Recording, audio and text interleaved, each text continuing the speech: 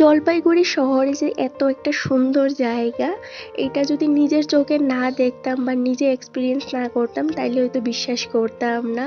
ওই জলপাইগুড়ি শহর থেকে ঘন্টাখানেকের দূরে এই অপূর্ব সুন্দর এই জায়গাটা। কি গো, এই মন্দির খোলা?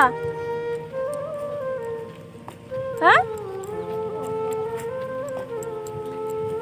আমরা পড়ছি জলপাইগুড়ি সবচেয়ে ফেমাস রিসেন্টলি যে মন্দিরটা সবচেয়ে বেশি ফেমাস হয়েছে এই মন্দিরটা, এটা হইতেছে লাল মন্দির। ভীষণ সুন্দর জায়গাটা, একদম গ্রাম্য পরিবেশের মধ্যে, মানে এত সুন্দর চারপাশটা, এই যে বিশাল সুন্দর চারপাশটা, এত ভালো লাগতেছে এখানে। আর এর মধ্যে এই পড়ছে এই যে বৃষ্টি পড়তেছে, এক দুই ফোঁটা করে সেটা বৃষ্টিও পড়তেছে, বেশ ভালো লাগতেছে। একদম গ্রাম্য পরিবেশ দেখতে বেশ ভালো লাগতেছে।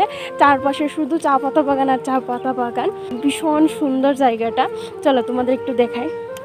যত দূর নজর যাইতেছে ঠিক ততখানি কিন্তু চা পাতা বাগান, আর এরই মধ্যে হইতেছে সেই ফেমাস মন্দির লাল মন্দির, যেটা ভীষণ সুন্দর।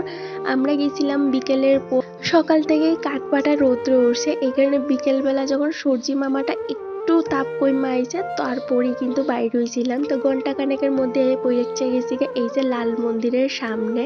তারপর গেলাম ভিতরে, চা পাতা বাগানের মধ্যে এই লাল মন্দিরটা, এরই সামনে একটা এই যে ছোট্ট একটা দিঘি, ভীষণ সুন্দর, তার সাথে কিন্তু একদম পিসফুল। আর এই মন্দিরে আমি, আমার বর আর আমার বরের বন্ধু, আমরা তিনজন মিলে সেটা টোটো ভাড়া করে সেটা গেছিলাম ঘন্টাখানেকের দূরে। তো যাওয়ার পরে ভাবতেছিলাম মন্দিরে কি ঢুকতে দিব কিনা। তারপর একজন লোকরে জিজ্ঞেস করছি যে মন্দিরে এন্ট্রি করা যায় কিনা, কইছে হ্যাঁ যাওয়া যায়, কিন্তু মন্দিরের একদম ভিতরে এন্ট্রি করা যায় না, যেহেতু এখন বিকেল হয়ে গেছে, এখন মন্দিরটা বন্ধ। আর এই যে যাইতে একটা আম গাছ আছে, আম গাছটার নিচে কিন্তু আমও পড়ে রয়েছে। তো পাখি মনে হয় এই আমগুলি পাওয়াইছে, অর্ধেকটা খাওয়ার আওয়াজ ছিল, এই কারণে এই আমটার আমি নিলাম না। তো চলো এখন মন্দিরের ভিতরে যাই, গিয়ে সেটা ঠাকুরের প্রণাম করি। আর শহরের এই কোলাহল থেকে অনেক দিন পরই কিন্তু এইরকম একটা জায়গায় গেছে, যেখানে যাওয়ার পরে না মনটা একদম শান্ত হয়ে গেছে গা। তো অনেক দিনের ইচ্ছে আছিল এইরকম একটা নিরিবিলি জায়গায় ঘোরার।